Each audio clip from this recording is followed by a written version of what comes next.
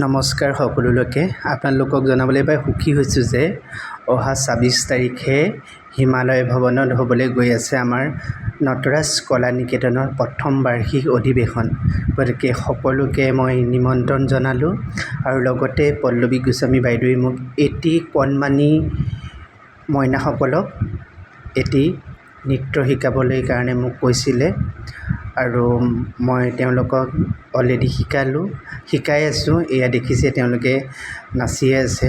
খুব ভাল লাগে তেওঁলোকৰ লগত সময়বোৰ কটাই।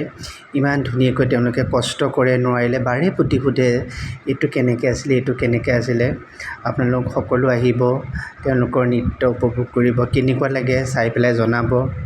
আৰু প্ৰথম অৱস্থাত অলপ কষ্ট হয় কাৰণ যিহেতু তেওঁলোক সৰু সৰু, কেতিয়াবা ষ্টেপিং নিমিলা হৈ যায়। আকৌ মই ৰখাই লৈ তেওঁলোকক মুখেৰে বুজাই দিওঁ যে এইটো এনেকৈ হ'ব। তেনেকৈ সকলোখিনি শিকাই আছোঁ, কষ্ট কৰিছোঁ তেওঁলোকৰ কাৰণে যাতে আমাৰ প্ৰগ্ৰেমটো আৰু ভাল হওক। বিশ্বনাথ চাৰিআলিত এটি সুন্দৰ নৃত্য অনুষ্ঠান হ'বলৈ গৈ আছে। আপোনালোক সকলো আহিব, উপভোগ কৰিব, কেনেকুৱা লাগে আমাক জনাব। আৰু পল্লৱী গোস্বামী বাইদেউৰ স্কুলত অলৰেডি সত্ৰীয়া এডমিশ্যন চলিয়ে আছে। যদি কোনোবাই সত্ৰীয়া শিকিম বুলিও ভাবিছে তেতিয়াহ'লে বাইদেউৰ লগত যোগাযোগ কৰিব পাৰিব। বাইদেৱে খুব সুন্দৰভাৱে শিকায়।